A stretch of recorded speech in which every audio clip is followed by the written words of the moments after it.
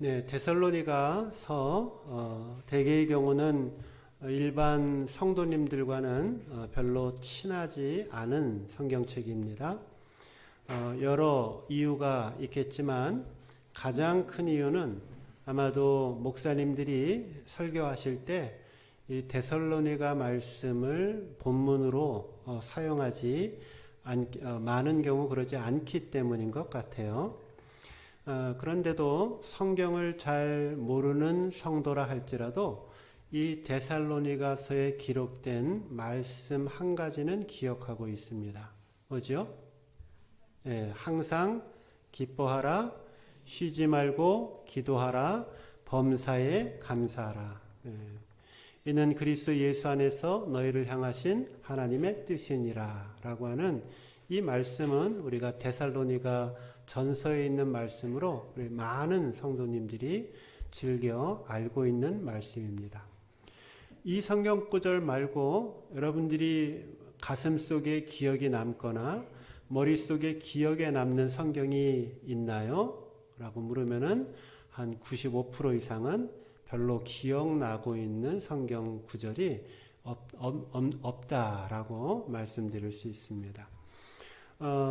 다행인 것 하나는 이 데살로니가 교회는 여러분들이 다른 교회 성도님들보다 조금 더 이렇게 성경 지식이 많이 있는데 그건 왜 그러냐면은 한 몇 년 전에 소아시아 요한계시록에 나와 있는 7교회에 관한 설교를 제가 한 적이 있습니다. 에베소 교회도 있었고 그 중에 한 교회가 어떤 교회예요? 데살로니가 교회였습니다. 차든지 더욱든지 하라라고 칭찬도 받았지만 책망을 받았던 교회이죠. 그래서 그때 제가 이 데살로니가 교회에 대해서 또 데살로니가 도시에 대해서 여러분들에게 조금 설명드린 적이 있습니다. 이제 오늘부터 한 몇 달간 데살로니가 전서 또 데살로니가 후서 이 말씀을 상고하는데 여러분 마칠 때까지 집중하셔서 또 기대하는 마음으로 하나님 말씀을 듣게 되어지면 이 데살로니가서에 담겨 있는 하나님의 주옥 같은 은혜와 보석 같은 하나님의 말씀들이 우리의 믿음의 생활을 변화시키고 우리의 삶을 새롭게 할 줄로 믿습니다. 데살로니가가 어떤 도시인가 먼저 조금 설명을 드릴게요. 여러분 데살로니가 그러면 여러분 어떤 느낌이 드십니까? 이름이 별로죠. 데살로니가 좀 이렇게 막 친근한 이름이 아니에요.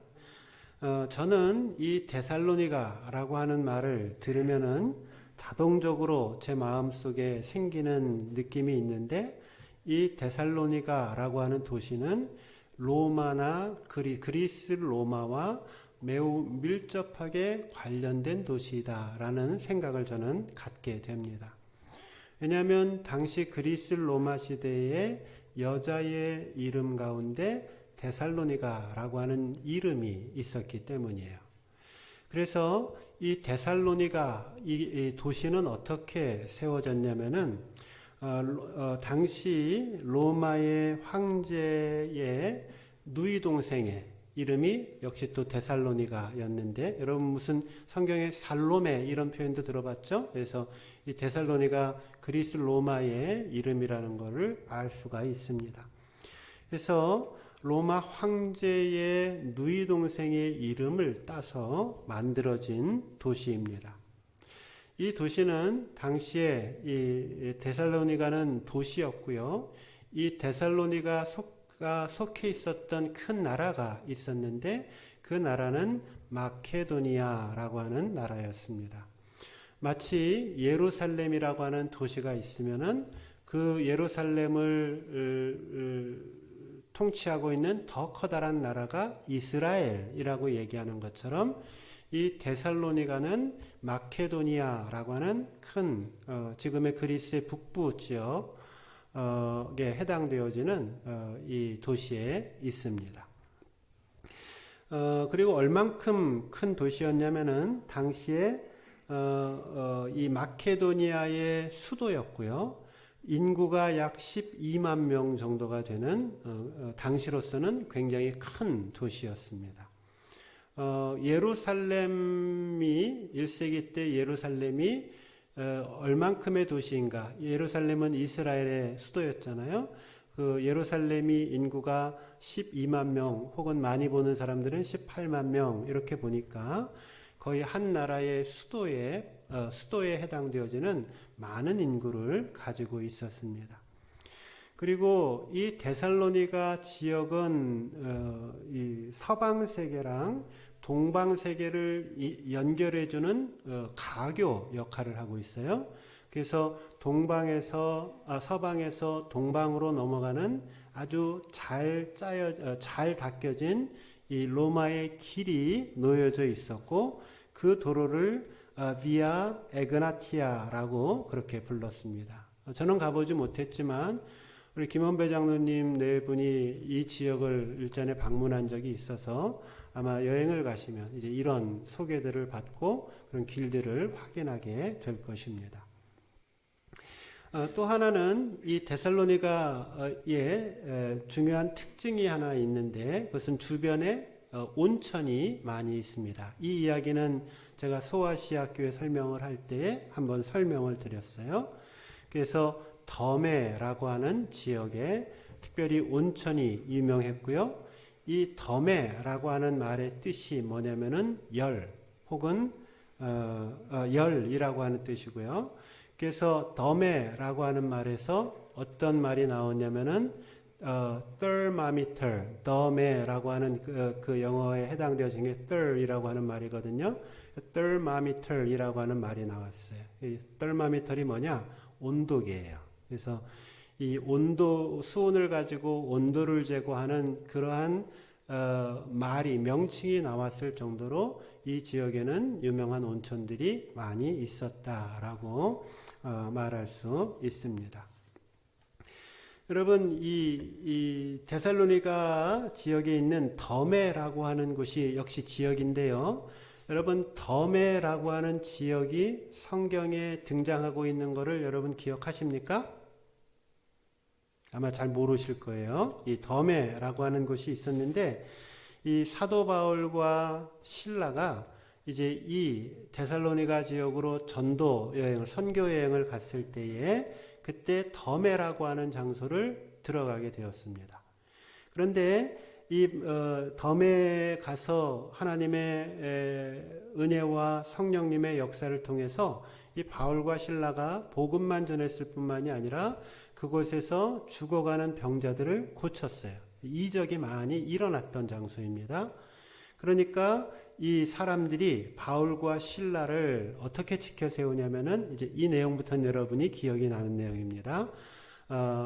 어떻게 지켜 세우냐면은 바울을 제우스로 그리고 실라를 헤르메스로 신으로 불렀던 장소 그것이 이 더메라고 하는 지역입니다. 이 전체가 다 데살로니가 지역 안에 있는 내용들입니다. 그래서 사도 바울이 복음을 전하고 병자들을 고치고 하나님의 역사가 일어나자 이 데살로니가 지역, 더메를 중심으로 한 데살로니가 지역의 교회가 생겼을까요? 자연스럽게 생기게 되었죠. 그래서 그곳에 데살로니가 교회 사도 바울이 굉장히 짧은 시간이 있었는데 그 사역을 마치고 그 사역의 끝 무렵에 이제 디모데를 이 데살로니가 교회에 남겨둡니다. 그리고 바울과 실라는 계속해서 다른 곳으로 복음을 전하러 가게 됩니다. 이때 세워진 교회가 데살로니가 교회인 것입니다. 조금 더 그만할까? 조금 더 데살로니가 교회에 대한 이야기를 한두 가지만 더 하고 오늘 말씀 나눌게요.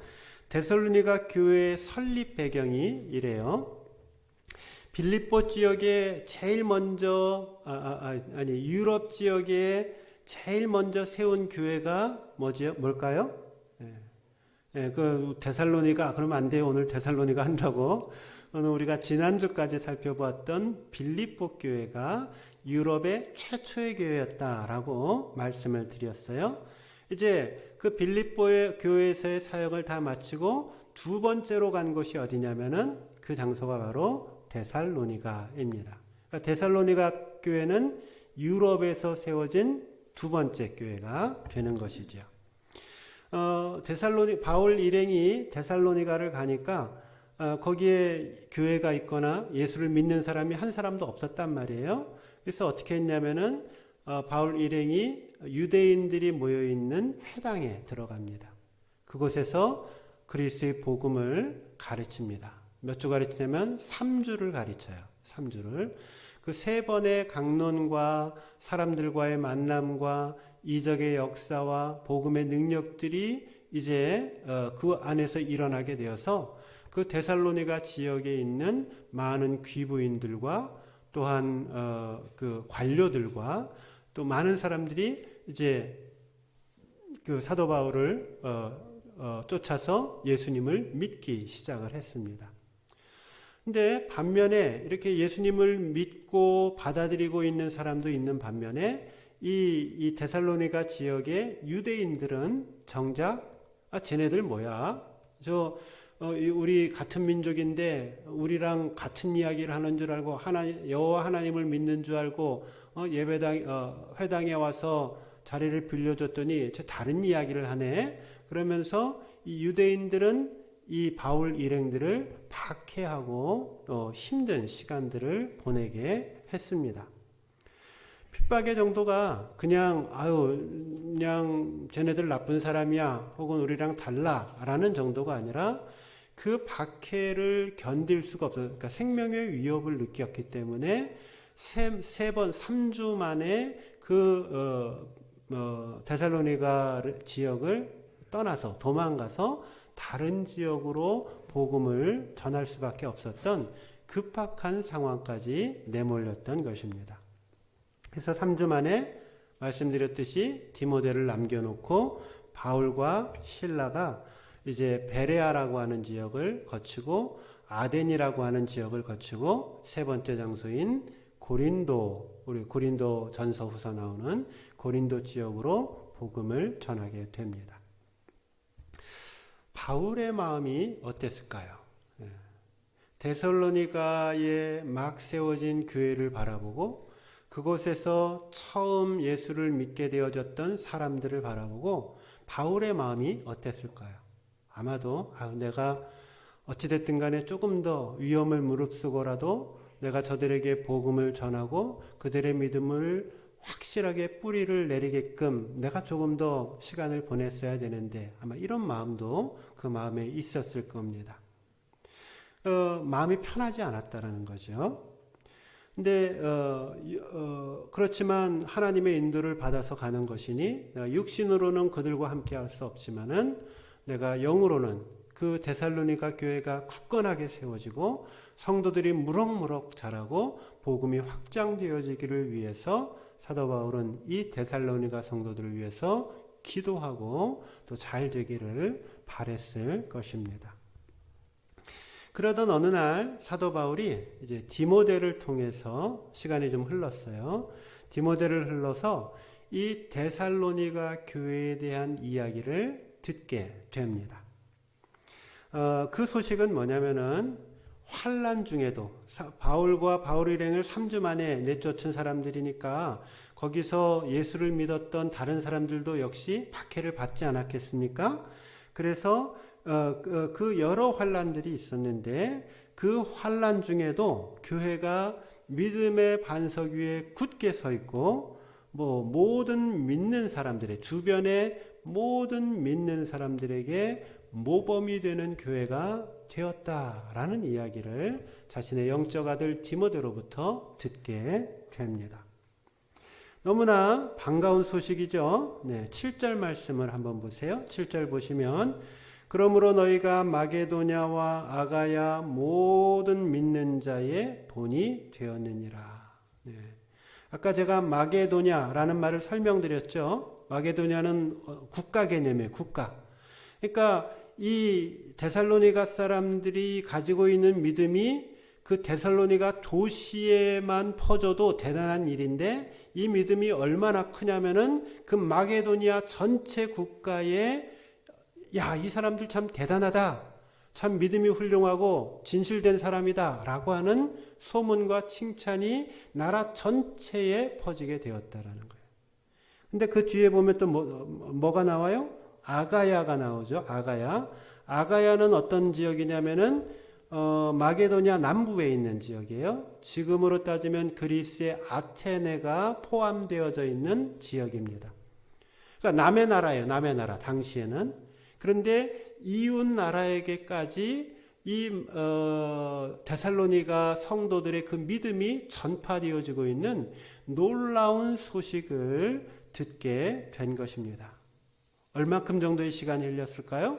바울이 그 데살로니가 교회를 떠나고 1년이 채 못된 시점이었습니다.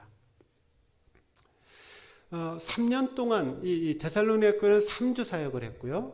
근데 에베소 교회, 바울이 평생 동안 가장 많은 시간을 들였던 교회가 에베소 교회였는데 에베소는 3년 혹은 3년 반 사역을 했어요.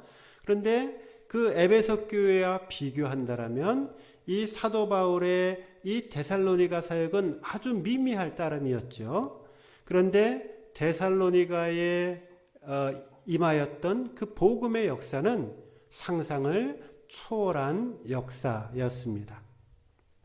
데살로니가 교회는 반석 위에 세워진 교회처럼 반듯하고 견고하게 성장해서 주의 복음과 사랑을 온 천하에 전파하는 모범적인 교회가 되었습니다.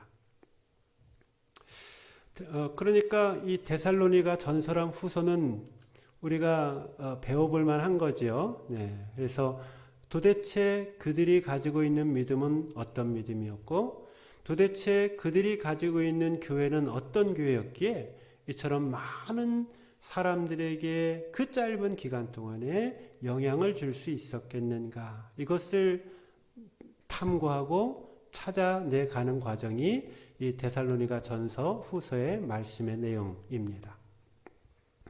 오늘 우리가 할 질문은 이것입니다. 데살로니가 교회는 어떤 교회인가입니다. 세 가지 말씀을 나누는데요. 첫째는 역사하는 믿음이 있는 교회입니다. 제가 3절 말씀을 보세요. 3절 말씀 여러분들이 읽어주시면 고맙겠습니다. 3절 시작.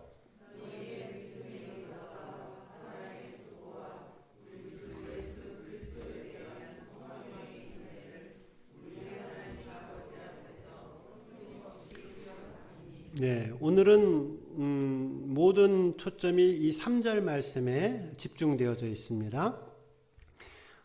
제가 이 데살로니가 전서 말씀 중에서 제일 좋아하는 성경 구절은 저는 이 데살로니가전서 1장 3절 이 말씀입니다. 다시 한번 읽어드릴게요. 너희의 믿음의 역사와 사랑의 수고와 우리 주 예수 그리스도에 대한 소망의 인내를 우리 하나님 아버지 앞에서 끊임없이 기억함이니.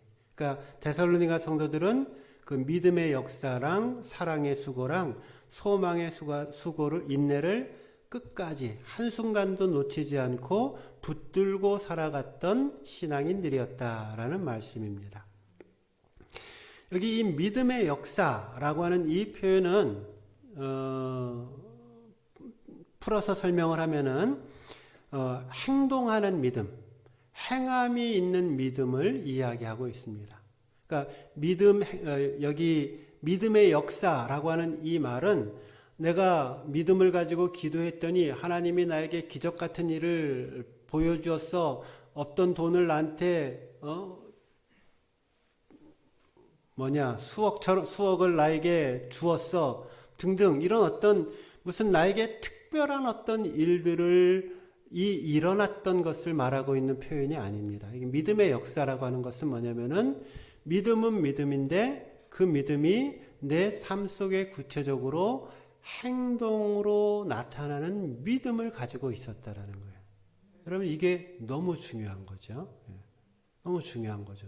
여러분 저랑 오늘 이 코로나의 엄중한 위기 가운데에서도 하나님을 만나고 예배드리고 하나님 말씀 듣기 위해서 오셨단 말이에요. 오셨는데 하나님 말씀을 은혜롭게 잘 받았어요. 좋아, 은혜돼. 오늘 목사님 참 너무 훌륭한 예배였어. 그리고 집에를 간단 말이에요. 밥 먹을 때부터 잊어버리죠. 그리고 차 탈 때부터 잊어버려요.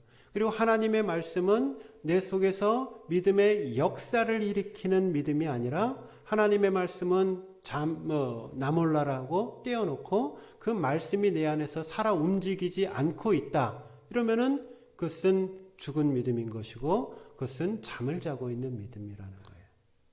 그런데 이 데살로니가 성도들이 가진 믿음은 뭐냐면은 자신들에게 하나님의 말씀이 주어지고 하나님의 뜻이 주어졌으면 그 말씀 붙들고 어찌하든지 내가 내 삶 속에 그 하나님의 말씀대로 살아내고야 말겠다라고 하는 이 강력한 소망과 이 믿음을 가지고 자신들의 살아있는 믿음의 역사를 만들어간 교회였다라는 겁니다.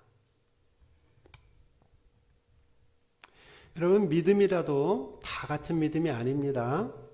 역사하는 믿음이 있는 반면에 역사하지 않는 믿음이 있는 것이고, 행함이 있는 믿음이 있는 반면에 행함이 없는 믿음도 있다라는 거예요. 아유, 목사님, 저 믿음 있어요. 근데 내 삶 속에 행함이 없어요.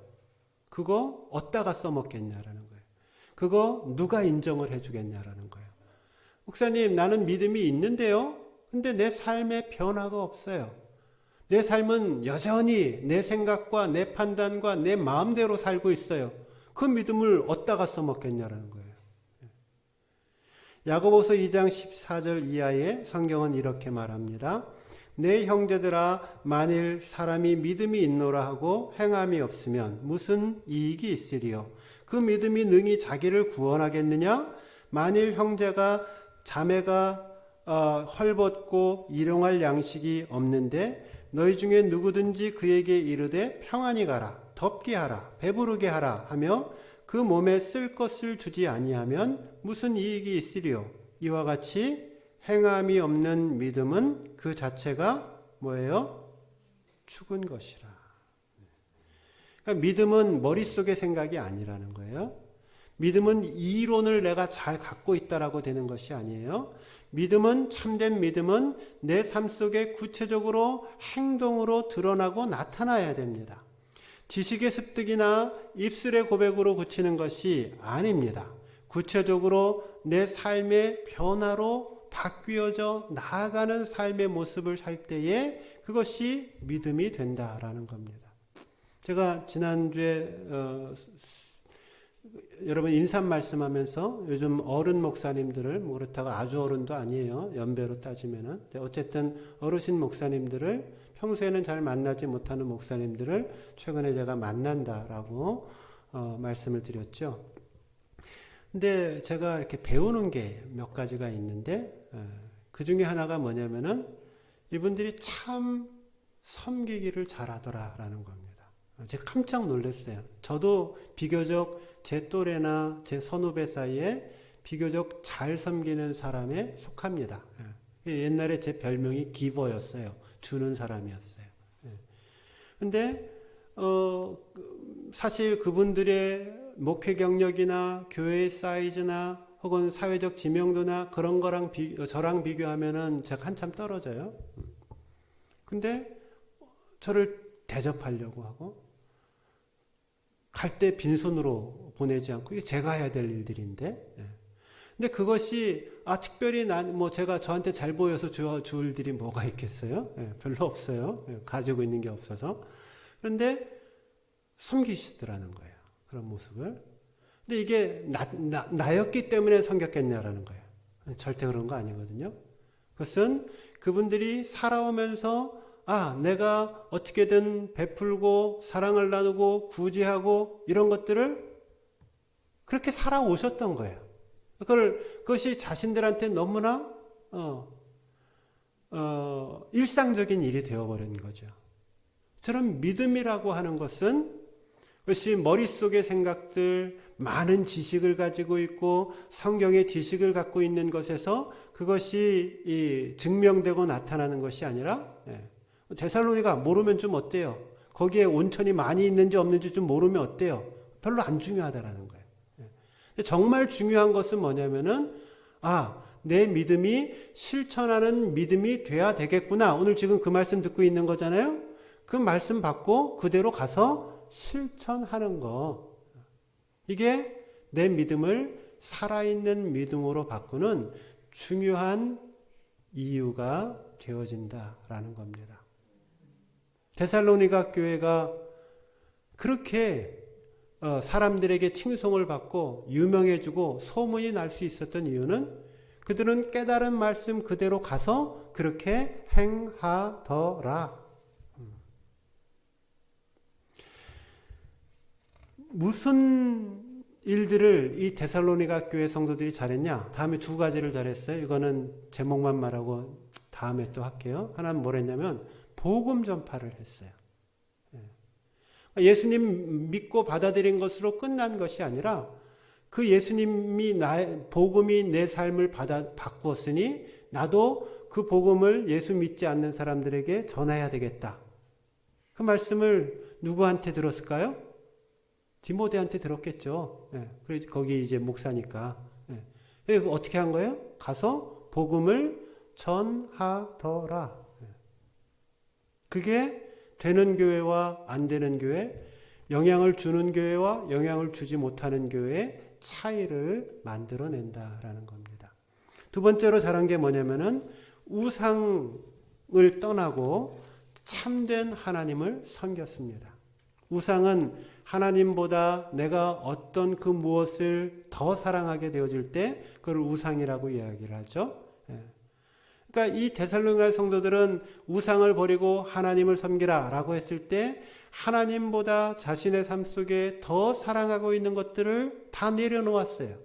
그것이 물질이 되었으면 물질을 내려놓은 것이고, 그것이 이방신이 되었으면 이방신을 내려놓은 것이고, 그것이 사랑하는 아내나 남편이나 자식이 되었으면 그 식구들을 내려놓은 것이고, 하나님보다 더 사랑하는 그 모든 것들을 배격하고 내려놓았습니다. 그래서 이 데살로니가 성도들은 자신이 받은 그 말씀대로 구체적으로 행동하는 믿음의 삶을 산 것이 아주 효과적이고 또 파괴적인 영향력을, 선한 의미에서 파괴적인 영향력을 가지고 이 마게도니아 전 지역과 아가야 지역까지 이렇게 복음의 선한 영향력들을 키워 나아갔습니다. 한번 나 자신을 돌아보세요. 오늘 내가 갖고 있는 믿음은 어떤 믿음인지를 한번 생각해 보세요. 과연 역사하는 믿음입니까? 아니면 잠을 자고 있는 믿음입니까? 예수 믿는 사람으로서 복음 전파의 사명을 오늘도 감당하며 사십니까? 삶의 모든 우상을 버리고 오직 하나님 한 분만을 섬기며 살아가고 계십니까? 바라기는 저와 여러분의 믿음이 죽은 믿음이 아니라 내 매일의 삶 속에 살아있는 믿음이 되어서 날마다 복음 전하시고 예수님을 가장 존귀히 여기며 살아가는 참된 믿음, 살아있는 믿음의 소유자가 되시기를 주님의 이름으로 축원드립니다. 두 번째로 데살로니가 교회는 어떤 교회인가? 사랑의 수고가 있는 교회였습니다. 3절 말씀 다시 보세요. 너희의 믿음의 역사와 사랑의 수고와 우리 주 예수 그리스도에 대한 소망의 인내를 우리 하나님 아버지 앞에서 끊임없이 기억함이니. 네, 제가 이제 두 번째로 강조할 말씀은 여기 나와 있는 두 번째에 나와 있는 사랑의 수고라고 하는 표현입니다. 사랑은 사랑인데 그냥 사랑이 아니죠. 어떤 사랑이에요? 사랑을 이루기 위한 수고가 있는 교회였습니다. 여기 수고, 코포스라고 하는 헬라어인데요. 매우 구체적이고 물리적인 단어입니다. 직역을 하면 채찍으로 때리다 라고 하는 코프트라고 하는 단어에서 유래가 됩니다. 그러니까 여기서 말하고 있는 수고는 그냥 단순한 수고가 아니에요.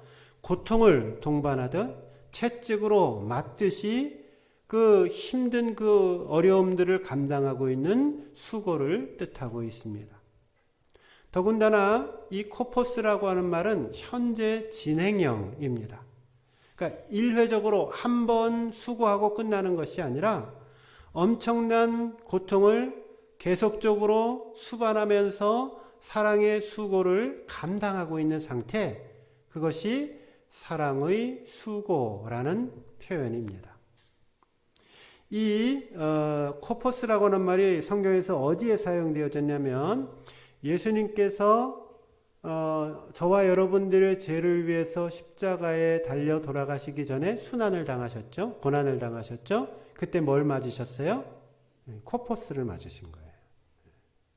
그러니까 저와 여러분을 향한 그 사랑, 그 사랑의 수고를 감당하기 위해서 예수님이 자신의 살점이 찢겨나가고 피가 흥건하게 바뀔 정도의 그 채찍질을 당하는 것처럼 이 데살로니가 성도들은 사랑을 실천하는데 그냥 실천하는 게 아니라 그 정도의 헌신과 사랑의 수고를 하며 나아갔다라는 겁니다. 그게 교회가 안 될 수가 없는 거죠. 교회가, 우리는 보통 사랑을 할 때 어떻게 해요? 내가 누군가를 이만큼 도와줬어. 내가 누군가를 이만큼 관심을 가져줬어. 내가 이만큼 했어. 그만하면 됐지 뭐. 하고 적당하게, 그것도 안 하는 성도들도 많고 그것도 안 하는 교회들도 많긴 하죠. 그것보단 난데. 근데 한 성도와 한 교회가 선한 영향력을 강력하게 끼치기 위해서는 이 사랑의 코포스, 사랑의 수고를, 채찍질의 수고를 감당해야 한다라는 것입니다. 이 코포스라는 단어가 한 번 더 사용한 적이 있는데, 또 나타나는 경우가 있는데, 사도 바울이 복음을 전하기 위해서 나는 많은 수고를 하였다라는 그런 표현을 하죠. 기억나십니까? 그 단어가 코포스라고 하는 단어예요. 사도 바울이 복음을 전하기 위해서 많은 수고를 했다라고 했을 때 그 말 속에 어떤 이야기 속에서 등장을 하냐면 내가 복음을 전하다가 도망치기도 하고 미친 짓도 하고 그 다음에 배고프기도 하고 채찍도 맞고 5번에 한 번 감한 매도 맞고 내가 풍랑이 일어서 28일 동안 표류하다가 먹지도 않고 표류하다가 독사에 물려서 또 죽을 뻔하고 이런 모든 이야기들 다 한 후에 내가 그리스도의 복음을 위해서 코포스 수고하였다라고 이야기를 합니다. 이게 얼마나 은혜가 되어지는 단어입니까? 근데 이 데살로니가 성도들은 자신들이 사랑을 베풀고 헌신하고 그 사랑을 나타낼 때 이 코포스의 수고를 감당하면서 사랑을 증거하였다라는 것입니다.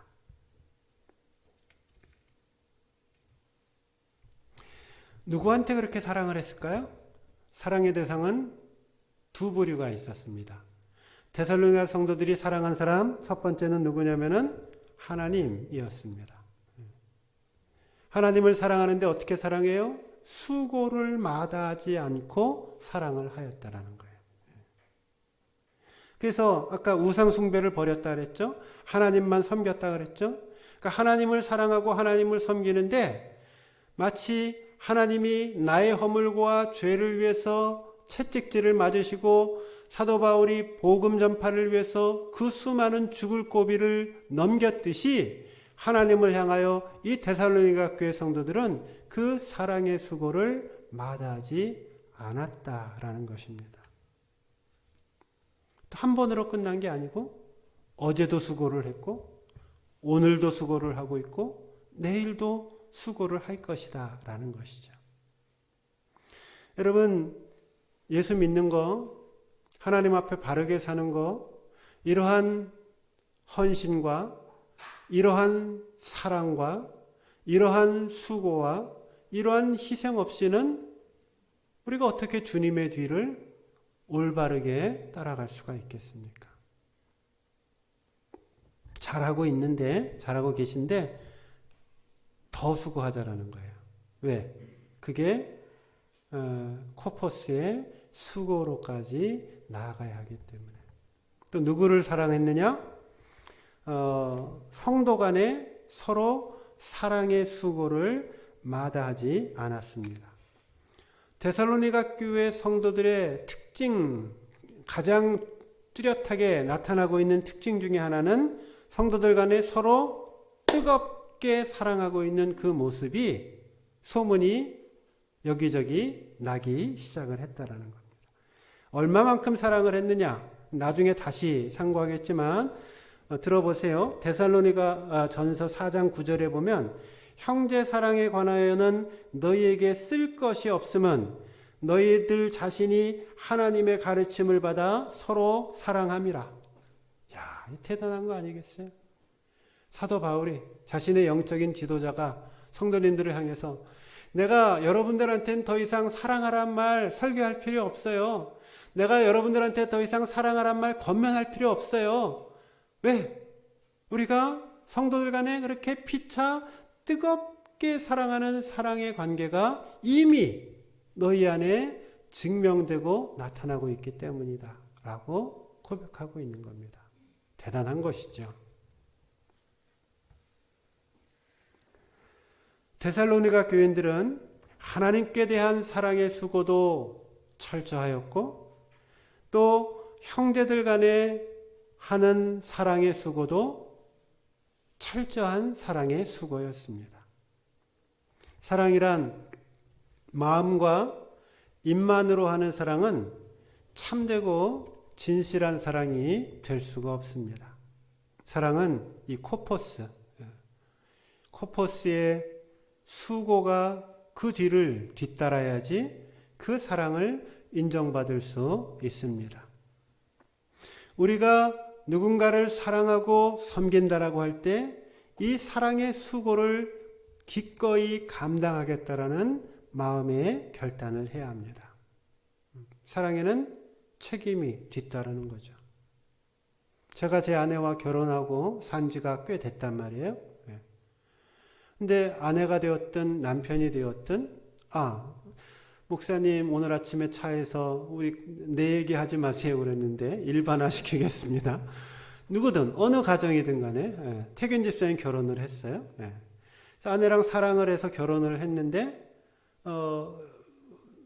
사랑합니다 하고 수고를 하지 않아요. 그거 사랑이라고 말할 수 있겠어요?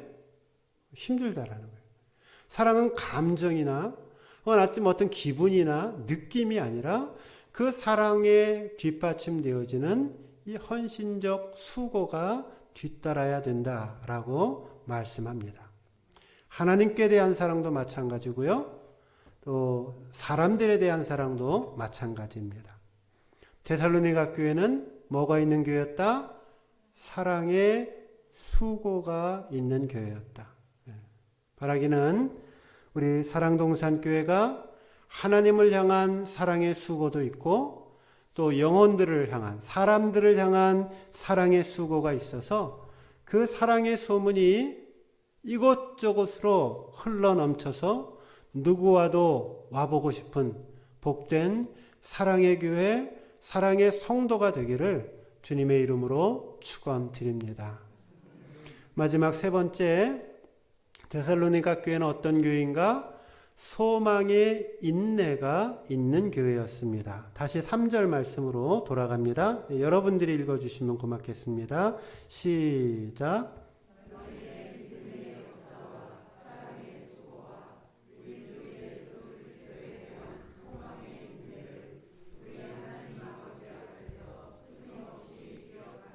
네, 이제 강조할 말은 맨 뒤에 있는 뒤쪽에 있는 소망의 인내라고 하는 표현이에요. 데살로니가 교회는 또 왜 유명한가? 왜 칭찬받는가? 그것은 그들에게 소망 중에 인내가 있는 삶을 살았기 때문입니다. 성경에서 소망을 이야기할 때는 다음에 두 단어와 거의 항상 같이 동반을 합니다. 그것은 환난이라고 하는 말이 꼭 따라 붙는 것이고요. 또 하나는 뭐냐면은 예수님의 재림이라고 하는 말이 같이 따라옵니다. 그래서 이 데살로니가 교회는 말씀드린 이 소망 이야기가 나오면은 어떤 거예요? 지금 삶이 환난 가운데 있는 거예요. 어려운 거예요. 힘들고 눈물 나고 생명의 위협을 받고 내가 오늘 살았다고 내일 살지 모레 살지 알지 못하는 그러한 위기와 어려움 속에 처해 있는 것입니다. 6절 말씀을 보세요. 또 너희는 많은 환난 가운데서 성령의 기쁨으로 말씀을 받아 우리와 주를 본받는 자가 되었으니. 그러니까 성령의 기쁨으로 말씀을 받는, 성령의 충만해서 말씀 받고 기쁜 마음으로 하나님의 말씀을 받고 말씀 받은 대로 주님을 본받는 자가 되는 것만도 너무나 귀하고 아름다운데, 지금 뭐라고 얘기를 하냐면은 너희가 환난 중에서도, 환난 가운데에서도 이렇게 하나님 앞에 신실한 믿음을 지키고 있으니 너무 고맙고 감사하다라고 고백하고 있는 것입니다. 환난, 들립시스라고 하는 말인데요. 포도주를 만들기 위해서 포도를 압축기에다 넣고 꽉 짜죠. 뭐 전통적으로 발로 밟기도 하고 무거운 물건을 올려놓고 그것을 압력을 주어서 포도에서 포도즙을 만들어낸단 말이에요. 그렇게 포도에서 포도즙을 꽉 짜듯이 압축기로 꽉 짜서 즙이 나올 수 있도록 하듯이 이 환난이라고 하는 말이 이 압축기로 즙을 짜는 것과 같다라고 표현하고 있습니다. 포도를 으깨서 포도주를 만들듯이 이 데살로니가 교회 성도들은 말 그대로 으깨진 삶, 으스러진 삶을 살아가고 있었습니다. 심한 환난 가운데에서 믿음 생활을 하고 있는 것이고 복음을 증거하고 있는 것입니다. 그리고 예수를 믿고 나서 신앙생활을 계속해서 나아가는데도 여전히 그 고난은 끝나지를 않았습니다. 그런데 그 환난과 고난 중에 우리가 알고 있는 찬양 가사처럼 데살로니가 성도는 뭐 한 거예요? 믿음을 지켰어요. 믿음을 잃지 않았습니다. 왜냐하면 그들의 마음속에 소망이 있었고 이 소망을 통해서 하나님 앞에 참고 인내하고 있는 그 믿음을 배웠기 때문입니다. 데살로니가 교인들이 극심한 환난과 어려움 속에서도 인내할 수 있었던 이유는 무엇인가? 10절 말씀을 한번 보세요. 10절. 또 죽은 자들 가운데서 다시 살리신 그의 아들이 하늘로부터 강림하실 것을 너희가 어떻게 기다리는지를 말하니 이는 장래의 노하심에서 우리를 건지시는 예수 신이라. 네. 여기 하늘로부터 강림하실 예수님이라고 하는 표현이 등장을 하죠. 네. 이 데살로니가 성도들이 인내할 수 있었던 그 힘의 원동력, 그것은 예수님의 재림에 대한 소망 때문이었습니다. 데살로니가 성도들은 예수님께서 다시 오셔서 그 모든 어그러져 있는 것들을 바로 잡아주실 줄을 알았기 때문에 인내함으로, 소망 가운데 인내함으로 나아갈 수 있었습니다. 재림하신 그 예수님께서 하나님 앞에 충성되고 믿음을 지키고 끝까지 하나님 앞에 나아갔던 그 충성된 자신들의 삶에 그 흐르는 눈의 눈물을 닦아주실 것을 알았기에 믿음의 소망 가운데 인내의 삶을 살아갈 수 있었습니다.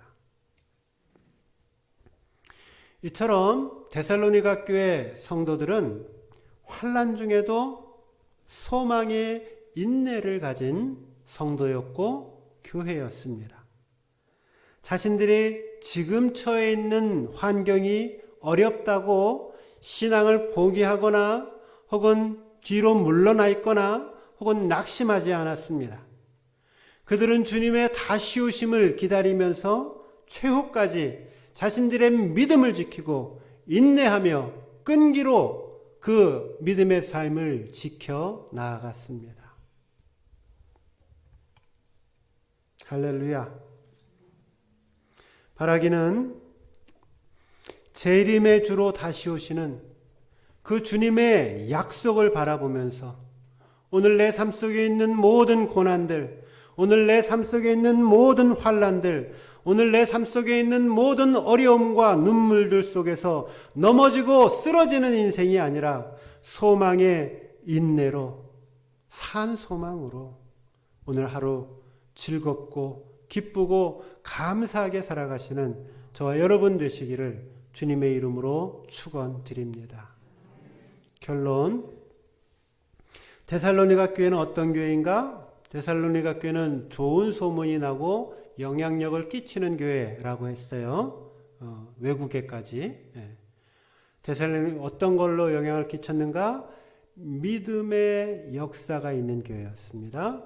또 뭐가 있어요? 사랑의 수고가 있는 교회였어요. 또 뭐가 있어요? 소망의 인내가 있는 교회였어요. 여러분들 이제 저처럼 데살로니가를 이야기할 때 데살로니가서에서 제일 은혜되는 성경 구절, 그럼 데살로니가 1장 3절입니다. 네. 바라기는 오늘 저와 여러분도 이 데살로니가 교회를 본받아서 믿음의 역사가 있고 사랑의 수고가 있고 또 소망의 인내가 충만한 성도님과 또한 교회 되시기를 주님의 이름으로 축원드립니다. 네, 제가 기도하겠습니다. 사랑해 주님 감사합니다. 오늘 하나님께 예배드리고 귀한 예물로 하나님 앞에 영광을 돌립니다. 하나님, 우리가 이 세상 살아가면서 물질이 참 중요한 것이고 필수적인 것임을 잘 알고 있습니다. 그렇지만 우리가 하나님을 가장 사랑하고 하나님을 가장 섬기기에 하나님께 귀중한 예물 구별하여서 정성껏 최선을 다해 주 앞에 올려드립니다. 하나님, 우리의 삶을 축복해 주셔서 하나님께 더 드릴 것이 많은 인생 되게 하여 주시고 우리의 직장과 우리의 사업과 또 우리의 가정을 축복해 주셔서 드림을 통하여 받는 삶의 놀라운 축복의 간증들이 우리의 삶 속에 넘쳐나게 하여 주옵소서. 11조로 구별하여 드리는 손길 기억하여 주시고 주님 약속 말씀 그대로 그들의 삶을 축복하시되 누르고 부어서 흔들어 넘쳐서 하나님께서 말할 수 없는 축복으로 가정과 일터와 인생을 축복하여 주옵소서. 주정헌금으로 감사예물로 선교헌금으로 또 구제헌금으로 건축헌금으로 여러 명목헌금으로 드리는 손길들마다 기억하여 주시고 예배 헌금을 하고 나서도 하나님께서 받지 않는 어리석은 헌물이 되지 않도록 하나님 우리의 마음이 주 앞에 정성껏 드려지는 예물 되게 하여 주옵소서. 가정마다 축복하여 주셔서 필요한 양식들 공급하여 주시고 주의 은혜로 살아가게 하여 주옵소서. 이제는 우리 주 예수 그리스도의 은혜와 아버지 하나님의 무한하신 사랑하심과 성령님의 감동 감화 충만케 하심의 역사가 믿음의 역사가 있고 사랑의 수고가 있고 또 소망의 인내가 있는 삶 살기로 결단하는 우리 사랑하는 모든 성도님들 머리 위에와 가정과 직장과 사업체와 학업위에 그리고 사랑동산교회와 예배를 드리고 싶지만 여러 사정으로 방송으로 또 마음으로 예배드리고 있는 모든 성도님들 머리 위에 이제로부터 영원토록 함께 하시기를 간절히 축원하옵나이다. 아멘.